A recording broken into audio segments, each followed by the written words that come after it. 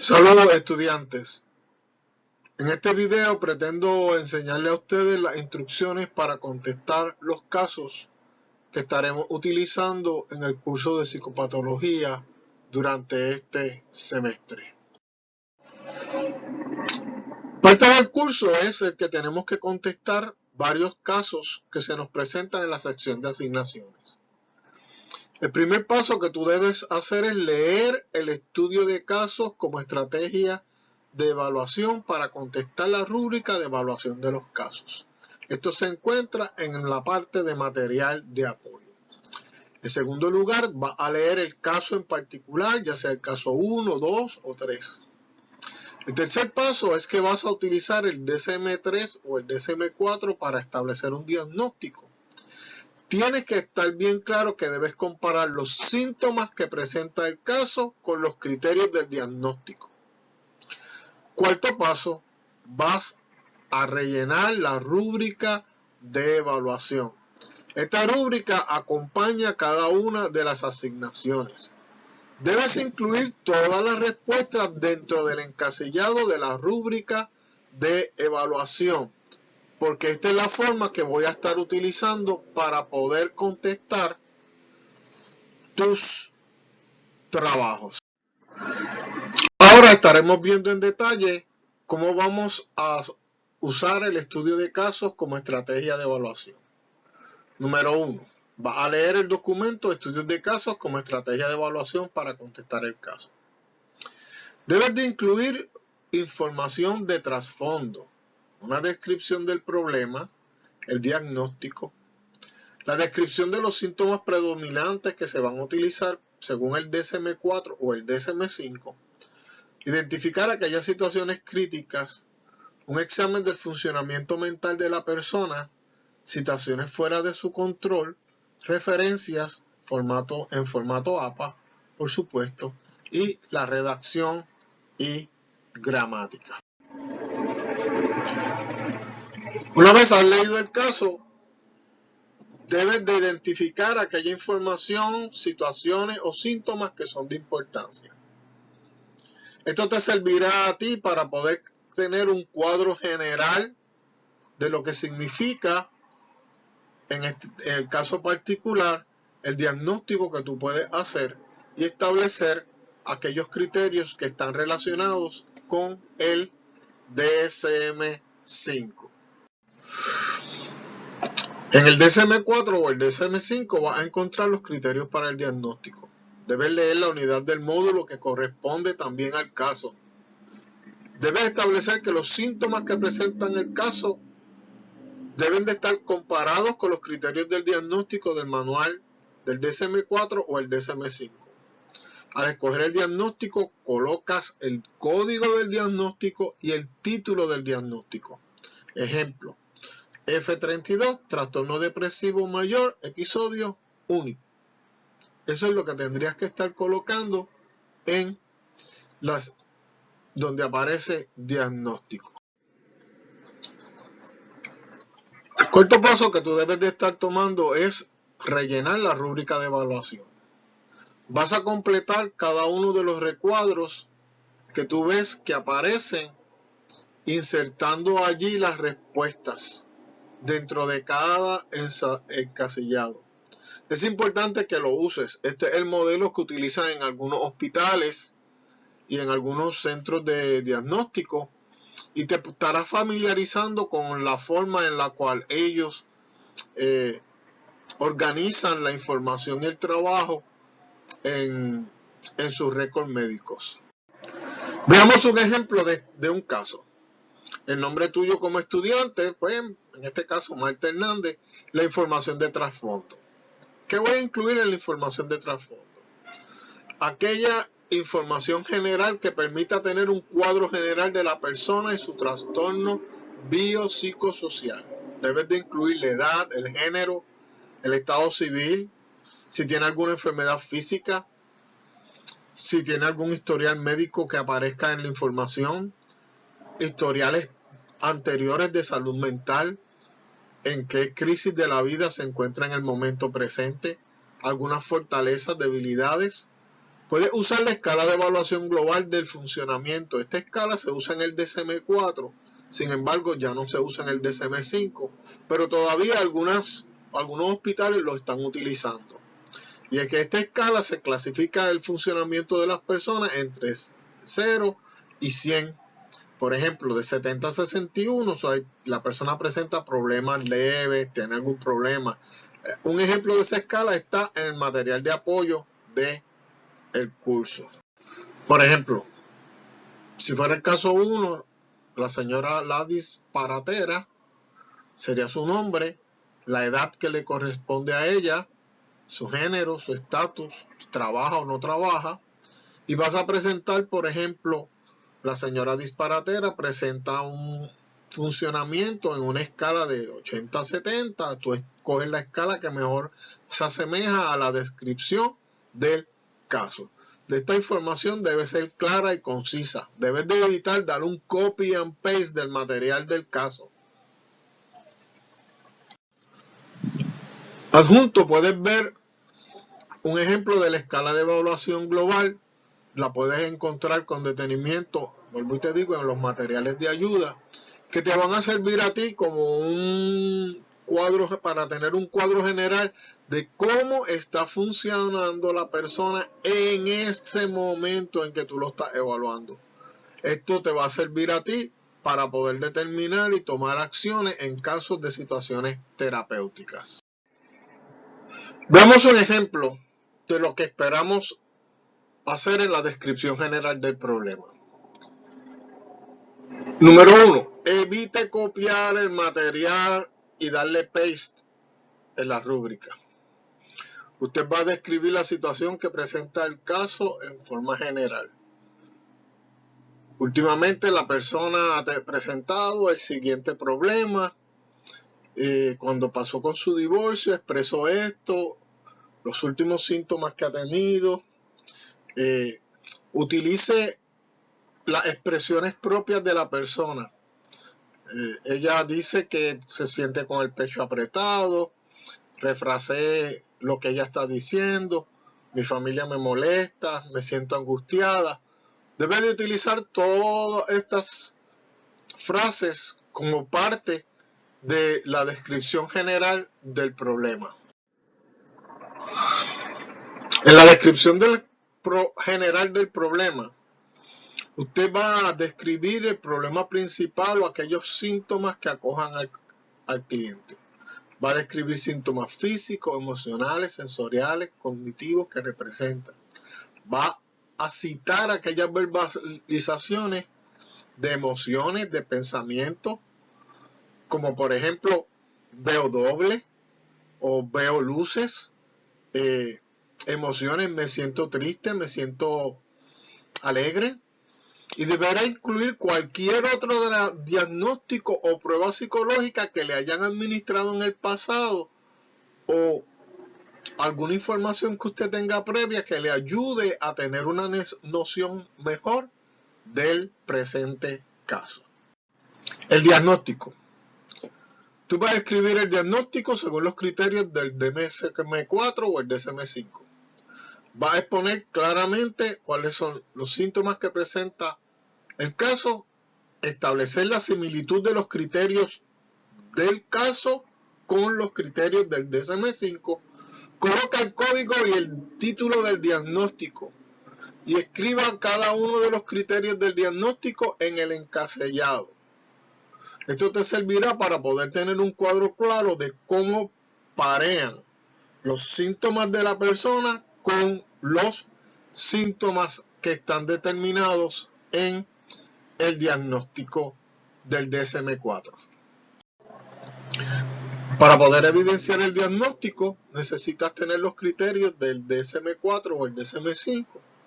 Adjunto te ponemos dos enlaces en los cuales puedes encontrar la información. Allí tú vas a exponer todos los elementos que conforman el diagnóstico y puedes exponer cualquier posible dificultad para hacer un diagnóstico definido. Este es un curso introductorio, por lo tanto, no vamos a dar casos muy complejos y cada caso debe tener por lo menos 1 o 2 diagnósticos, no más allá de eso. Esta parte es sumamente importante. Vas a describir los síntomas predominantes utilizados para el diagnóstico. Vale, 20 puntos. Vas a escribir los síntomas según el diagnóstico y vas a apoyarlos con los síntomas que presenta la persona. Explica cómo llegaste al diagnóstico. Explica cómo los síntomas del cliente concuerdan con el criterio diagnóstico. Tienes que tomarlo en cuenta todos para ver cuáles son aquellos que predominan y van de acuerdo con el diagnóstico establecido. Otra de las áreas que presenta la rúbrica de evaluación es lo que se conoce como situaciones críticas. Por mi experiencia me he dado cuenta que los estudiantes tienen dificultad para establecer lo que es una situación crítica. Ahí tú vas a presentar situaciones que en el caso se presenta que son problemas graves en la actividad social y laboral que afectan el rendimiento. No puede cuidar sus hijos, los pueden maltratar, que en ocasiones ha experimentado y ha dicho que no quiere vivir, que es de peligro. Eso son situaciones críticas donde tú tienes que tomar una acción clara, rápida, como por ejemplo removerle los hijos o referirla a un psiquiatra o a un psicólogo. En toda situación crítica debes de evaluar la posibilidad de peligrosidad del cliente para él o para otras personas. Si hay abuso o maltrato, si hay alguna otra condición, por ejemplo, problemas con la ley, que necesiten acción rápida y segura para el bienestar del cliente. Examen del funcionamiento mental de la persona. Ahí tú vas a hacer una evaluación de la actividad global con los datos obtenidos en la entrevista. Esto implica cuál es la gravedad de su actividad funcional global. Puedes usar la escala de funcionamiento global o puedes usar alguna otra inferencia que hagas de lo que la persona te dice a lo largo del proceso de entrevista. Debes prestar atención a la información que te provee el paciente, si está ubicado en espacio y tiempo, si tiene problemas en la memoria o en el lenguaje, si tiene alguna idea extraña como delirio, alucinaciones, si utiliza alcohol o algunas drogas que puedan interferir en el funcionamiento de su cliente. Situaciones fuera de control. Una situación fuera de control es una situación en la que usted como psicólogo no puede trabajar. Usted necesita referir a la persona a una agencia especializada, a un hospital, a un psiquiatra, a un abogado, a servicios sociales, por ejemplo, porque ya usted no tiene control de esos elementos. Tiene que tomar en consideración su peritaje como psicólogo. Por ejemplo, si yo soy un psicólogo de adultos, pues tengo que referir a un niño a un psicólogo de niños. Si la persona presenta problemas con la ley, pues la debo referir a un abogado, o referir a psicoterapia, o a referir a un psiquiatra si necesita medicamentos. El DSM-5 integra lo que se llama la escala de discapacidad de la Organización Mundial de la Salud. Esta escala busca recoger información sobre el funcionamiento a nivel corporal, personal, social, el grado de dificultad que experimenta la persona. Y se utiliza una escala de 0 a 5. 0, la persona no tiene ninguna discapacidad. 1 y 2 funciona con cierto grado de ayuda. 3, 4 y 5 tiene una discapacidad máxima. En otras palabras, la persona no puede funcionar. Vea esto en un continuo. Una persona con una discapacidad máxima de 5, posiblemente es una persona que esté en un hospital psiquiátrico, donde ya no puede tomar decisiones, no puede pensar, posiblemente está encamada. Una persona con una discapacidad 3 es una persona que posiblemente tiene problemas para funcionar en el diario vivir, pero eso no se lo imposibilita. Y una persona con un funcionamiento, con una grado de incapacidad de 1 puede funcionar con meramente recibir psicoterapia o algún tipo de ayuda que le podamos dar en su situación. La escala de Wallace tiene 6 áreas o ejes de funcionamiento. Y esta es una de las partes donde los estudiantes muchas veces tienen mucho problema. Número 1, cognición, comprensión y comunicación. Recuerda, la persona tiene problemas para concentrarse. En una escala del 1 al 5 tenemos que ubicarla. Una persona de 5 es una persona que no tiene Alzheimer posiblemente, no puede aprender, no puede mantener una conversación. Una persona en una escala 2 posiblemente tiene algún problema leve.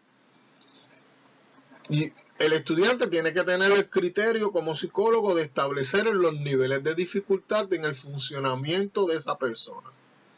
El dominio 2, que es movilidad, capacidad de moverse y desplazamiento. Se habla del nivel corporal. Si la persona es un envejeciente, tiene problemas y no puede caminar, pues tendrá un nivel de discapacidad de 5. Pero si la persona camina, no tiene problemas para caminar, puede ir al trabajo, no sufre de ninguna enfermedad que le impida caminar, no tiene incapacidad. El dominio 3 tiene que ver con el cuidado personal y está ligado, fíjese, que a factores asociados a la higiene.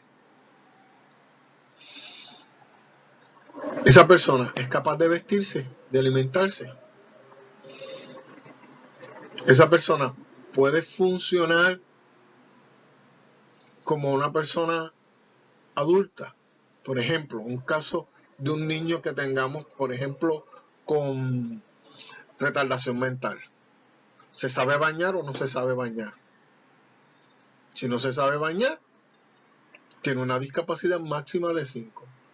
Posiblemente se puede bañar con ayuda, si alguien lo dirige, tiene una discapacidad de 4 o 3, dependiendo de la complejidad. El dominio 4 trabaja las relaciones interpersonales. Cómo esa persona se está relacionando con sus personas, con amistades, con su familia, según el contexto en que ella vive. Una persona que tiene problemas con su esposo, pues tiene problemas interpersonales. Que tiene problemas en su trabajo con su jefe. Ahora, ¿cuál es el grado? ¿Cuál es el nivel? Pues si son simples discusiones, no puede ser una discapacidad máxima. Sería que ser 3, 2, dependiendo de la gravedad.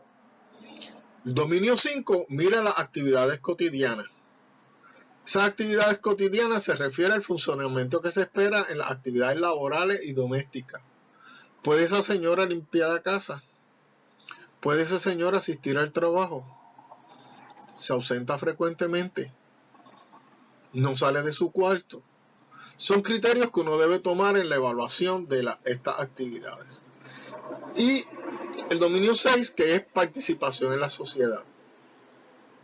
Participa de siestas, actividades religiosas. Esa persona vive y no se siente avergonzado de salir a la calle, participar con otros. Eso es parte de lo que medimos cuando encontramos unas limitaciones en la participación en la sociedad de esa persona. Por último, la rúbrica nos dice que tenemos que tener redacción y gramática. Redacten oraciones completas y bien estructuradas. Utiliza y describe los términos psicológicos en forma adecuada. Un término psicológico mal escrito puede presentar un problema para la otra persona que lea el expediente. Por ejemplo, en vez de decir que la persona tiene un problema de patología, decir que la persona tiene un problema de parapsicología. Eso me ha pasado. Son dos cosas totalmente diferentes. Debemos de utilizar oraciones completas. La persona dice tal y tal cosa. Citarla completamente. Debemos de usar oraciones que expresen emociones, sentimientos, ideas, ponerlas claras en cada una de las partes de la rúbrica de evaluación. Como última parte, debes utilizar las referencias. Las referencias deben presentarse en formato APA.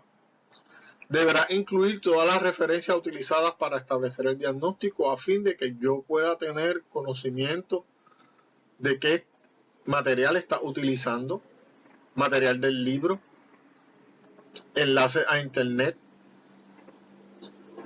algún otro documento que esté utilizando. Son importantes para poder establecer un diagnóstico adecuado. Con esto terminamos las ayudas para la